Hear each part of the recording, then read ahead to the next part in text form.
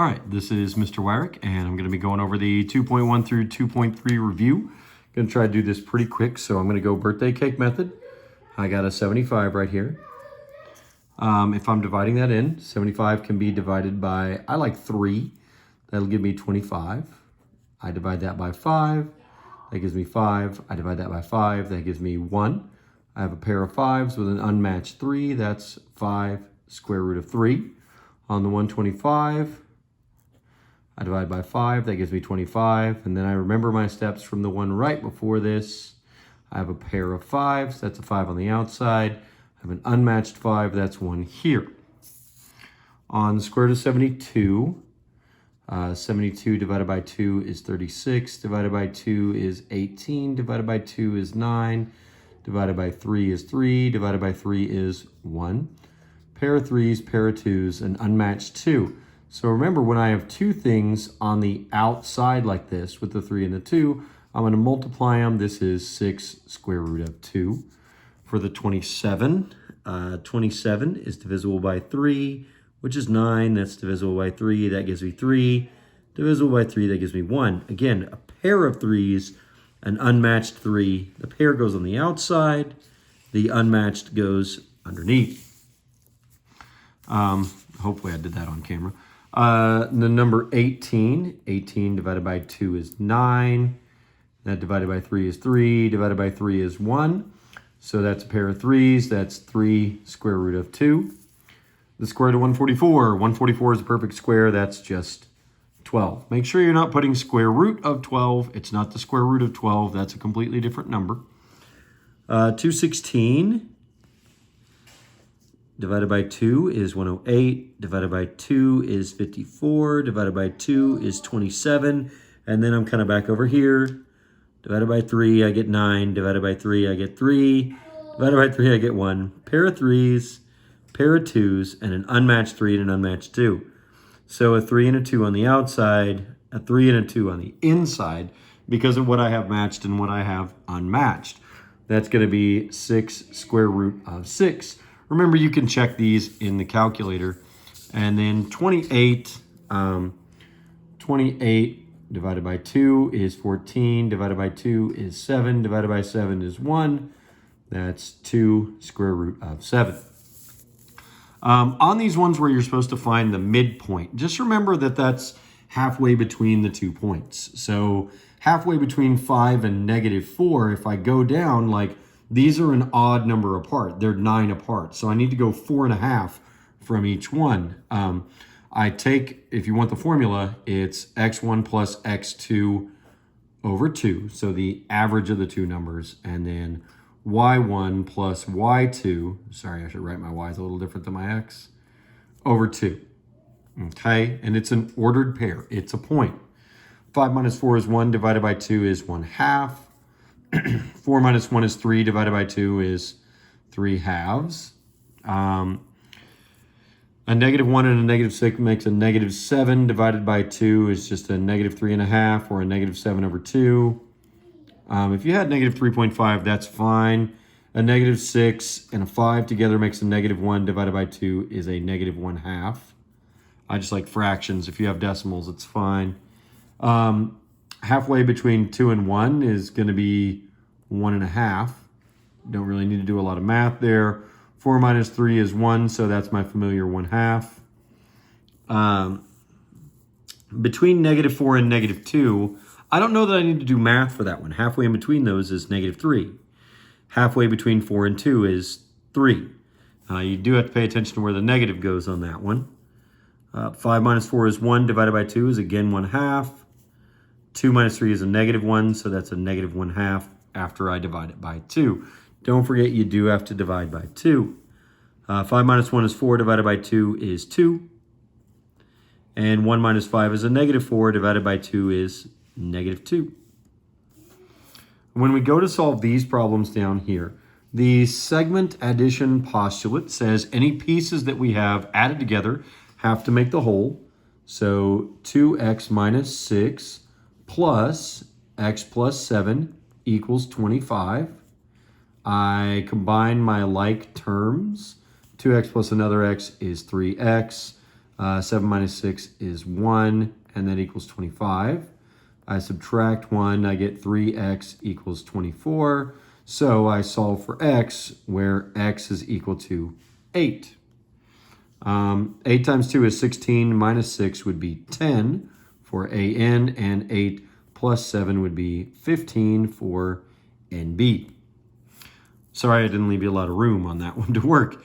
On number 2, the definition of midpoint means that it's in the middle. Each half of this is equal to the other half. So 5x plus 9 is equal to 8x minus 36.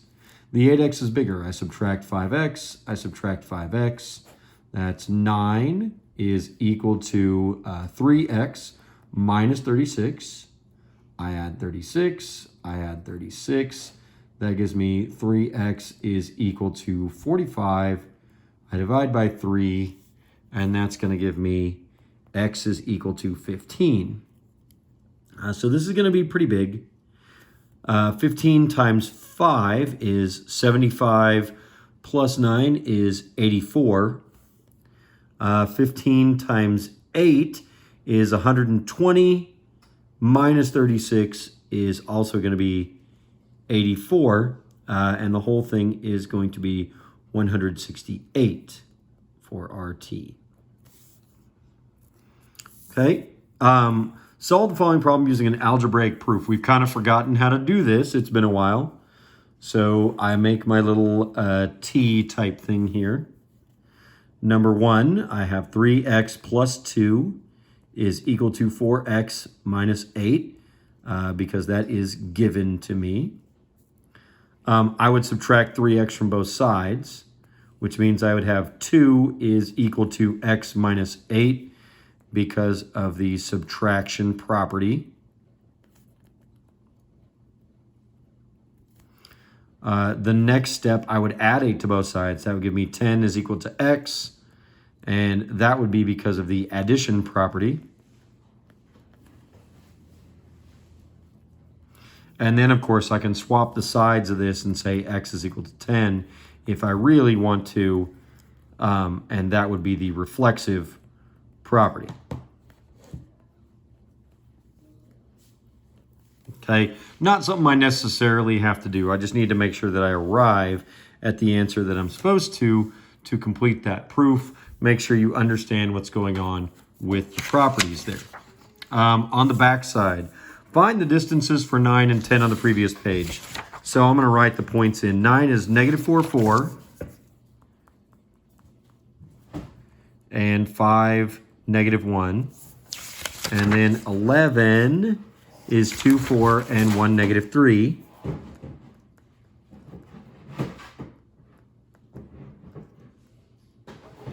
Okay, so knowing that, I like to do the Pythagorean Theorem. So I don't necessarily have to sketch in the graph, but I'm going to. There's negative 4, 4, and 1, 2, 3, 4, 5, negative 1. So this is the right triangle that I am dealing with. So this is my change in y, and my change in y goes from a 4 to a negative 1. That's a side of 5. This is my change in x, which goes from a negative 4 up to 5. That's 9, and I'm using that to find this. So that's 9 squared plus 5 squared is equal to c squared. That's 81 plus 25 is equal to c squared, which means I have 106 is equal to c squared. So I'm going to take the square root of c squared, get the square root of 106. If I try to birthday cake 106, that's going to be 2 and 53, but 53 is prime. I can't really do anything else with that, so the square root of 106 is kind of just my answer. If I sketch this one out, 2, 4, 1, 2, 1, 2, 3, 4, there's that one. 1, negative 3 is going to be here, so it's a pretty thin little triangle here. My horizontal distance from 2 to 1 is just 1. But from that 4 to that negative 3, that's 7. So I have 1 squared plus 7 squared is equal to c squared. So that's 1 plus 49 is equal to c squared. So that's 50 is equal to c squared. So I take the square root. And again, I'm going to try to reduce this one. If I birthday cake this out, that's 50 is divisible by 2. That gives me 25. I can divide that by 5 and get 5. I can divide that by 5 and get 1.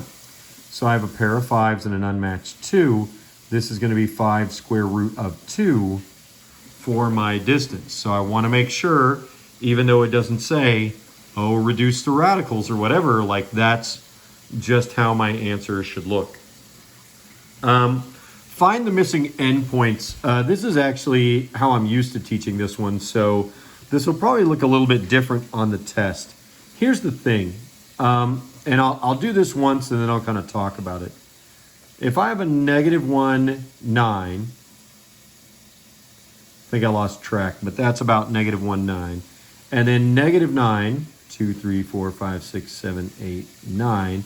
And down 1, 2, 3, 4, 5, 6, 7, 8, 9, 10. It's saying I'm going here to here, okay? And that's from my end point up here, because it tells me this is an end point, to my midpoint down here, and it tells me this is a midpoint. So I'm going to figure out this pattern that gets me from here to here, and I'm going to do that same pattern again. I was talking to a couple people in class, and I mentioned, like, you know, if the school is halfway between my house and your house, and I go north 3 blocks and east 2 blocks to get to the school, to get to your house, I'm going to go north another 3 blocks and east another 2 blocks. I find that pattern and I just repeat that pattern. So from -1 to -9 is I'm subtracting 8. So from -9 to the other endpoint, I'm going to subtract 8 again. That's -17. From 9 to -10, I'm subtracting 19. It's a big distance to cover. So I subtract 19 again. That's -29 for the other end point. On this one, from 2 to 5 is 3. I go 3 more. That's 8. From 5 to 1 is -4. I subtract 4 again. That's -3. On this one, again, my end point is here at 5, 2. My midpoint, oh gosh, is that a -10 or -2? Yes, -10, -2. So from 5 to -10 is -15. I subtract 15 again to get a -25. From 2 to -2 is a -4. I subtract 4 again to get a -6. I just find the pattern and I keep the pattern going. From 9 to 4 is -5. I subtract 5 again to get a -1. And from -10 to 8 is +18. So I add 18 again to get 26. Okay? If you get stuck on those, make sure you stop by, check with me. So I demonstrated a couple of these in class, so I've got a couple of these answered already. But when it comes time to copy a segment on your test, there's going to be a point, and it'll have like A prime or something like that. And we are going to copy this. So you can't really see it because of the camera angle here, but there is a dot in the middle of this little circle. You'll put the dot right on there. You push the button in the middle of these, and you adjust this until when you look down in it, you see the point at the end of this segment, and you make your arc. And you can see where my arc is going through that point. I set my compass on my new point. I make that same arc because I didn't adjust any length. And then I'm going to set up my straight edge, and I'm going to draw from that exact point over to that arc. Now, even if I mess up the angle and these are not perfectly parallel, they should still be the same distance because I'm drawing the same circle, and the radius on any circle should be the same no matter where we go. Now, this down here, I do have, and I'm going to try to get this nice and close. Oh, look at that focus. Okay, so I have a protractor on the top of my compass. And right here at the edge where that little arc ends, that is my 0. That is my 180. If I'm measuring from right to left, I use these outside numbers. If I'm measuring from left to right, I use the inside set of numbers. Now, these only go in 5s, so I'm not going to ask you to be accurate to the single degree on the test, but you should be able to be accurate to the 5s. So if I get this down here, I'm going to put, again, that center of my circle there on that A, and I move this until I've got a straight line there. And this looks like it's going through, let's see, 120, 125, 130. This looks to be about a 130-degree angle. Okay? If I measure it the other way, nothing really different. I'm just using the inner set, and sure enough, 120, 125, 130, it looks to be about a 130-degree angle. Okay? If I'm going left to right, I'm using these smaller numbers on the inside. If I'm going right to left, it's because I have my right side aligned over here, and I'm using my right set of numbers. I had some people get confused last time and try to measure everything twice. You don't have to measure twice. It's just about paying attention to which side you're measuring from. Now, to copy this angle, on your test, there's going to be a point, and from that point is going to be a ray coming out. So it'll have like a little arrow or something like that. I'm going to put my point from here on my vertex there at A. See if I can get this right with the camera in the way. Who knows? And I'm going to draw an arc that goes all the way through both rays that I'm looking. Whoa, hey, this is moving. I don't want that to move. There we go. Hopefully that's got it. Okay, so I've got a good ray there. I've got a good arc. I come down here to my other one. I've got my point. I've made no adjustments to my compass. I'm going to try to make that same nice big arc that would go through both rays. Okay, then I need to measure this distance here. Okay, this is the one I really need to match. So that way when I put it over here, I go that exact same distance, so it has to be the same angle going through it. We talked about this in class, but it looks a little different with this one. I'm going to take the center of this circle and I'm going to put it right on the intersection of the arc and the ray.